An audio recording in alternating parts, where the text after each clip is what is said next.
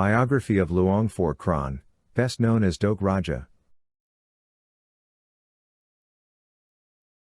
Luang Phor Kron Ratchanaren, best known as Tok Raja, was born on Thursday, December 1, 1876, in Terasik, Repeak village, near Pasir Mas, Kelantan.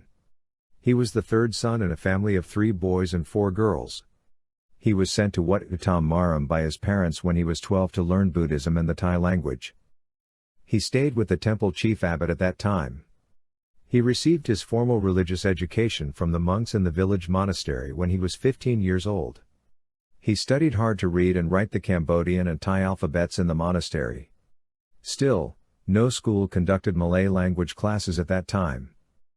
With Luang Phor Kron's self-reliant attitude, diligence, and hard work, he quickly mastered Malay. By the time he reached the age of 20, he was already very proficient. He had an excellent command of the Pali language, thus enabling him to recite, translate, and write the Patimokkha and sutras from the holy Dhamma books. Luang Phor Kron became a monk at the age of 21.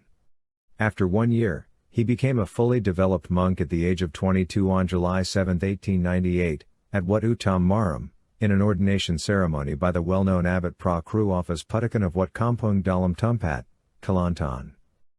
After ordination, he was known as Phra Chan K Saro and stayed at Wat Uttam Matam for 2 pansa, rainy seasons.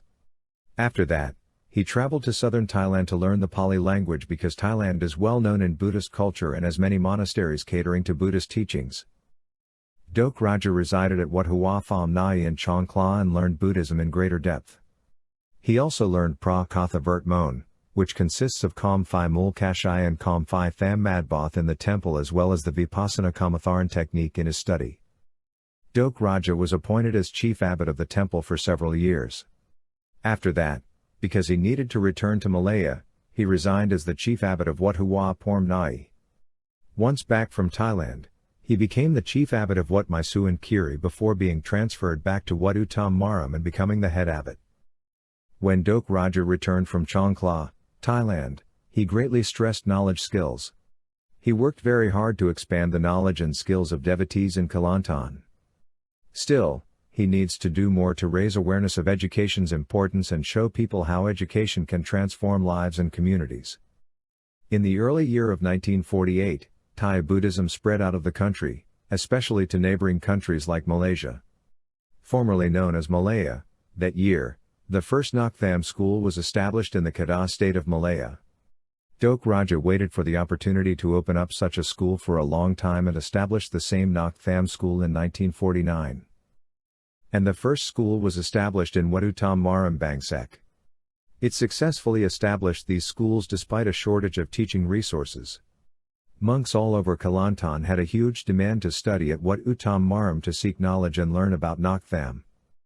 At that time, it took a lot of work to go to Wat Uttam Maram, which took hours to reach by walking through the jungle.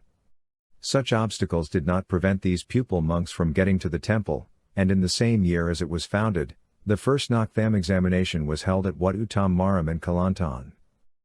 He taught Vipassana meditation and Ubasak Ubasika Buddha Bodhisat to the village folks and Buddhist fundamentals to his pupils. Tok Raja spent his non-meditation hours researching ancient and forgotten manuscripts, which revealed ceremonies and prayers for every occasion. Tok Raja made searching inquiries into information gleaned from his readings. He never considered unlikely or as far-fetched the stories he had read or heard of how and where priceless documents had been hidden in times of peril. He explored caves that others feared to enter and seldom found his mission unfruitful. From these ancient writings, he copied the prayers and chants, the weapons he used in his self-imposed war against black magic. He tried the effect of these prayers upon himself when sick and at all times, with the opportunity to test his faith and power. One day, a novice brought a very aged document that he knew was precious as it had been a fiercely guarded heirloom. He found the documents described sacred mantras on constructing the making of the wand. The wand was so powerful for the novice that he did not use it. On his deathbed, the novice gifted the wand to Tok Raja. Since then, the wand has always been in his sight. He carries it wherever he goes, resting beside him when asleep. He has put the wand to good use in effecting physical and mental cures. No ordinary person can touch the wand without feeling its power. He has attained so high a standard of perfection, and he was no mere mortal. After a few seconds of association with someone, or at a glance, he can say that the person seeking his help is true, a real sufferer, or just come to test him to convince prayer to save them. Tok Raja had never refused aid and preached Dharma to insincere people. He won more and more followers to his philosophy of life.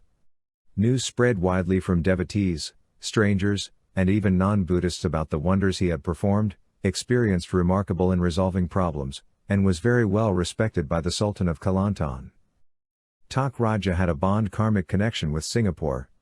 He had a chance to meet with a faithful devotee in 1962, who kindly offered a piece of the land at Choa Chu Kang in Singapore to Tok Raja to construct a temple named Wat Uttamayan Muni after completion.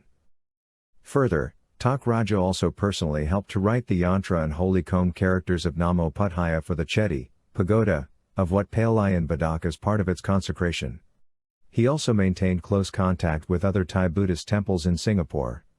At that time, Tok Raja enjoyed good health and was always fresh and active, even over 80 years old. Tok Raja's health deteriorated significantly after his trip to Singapore.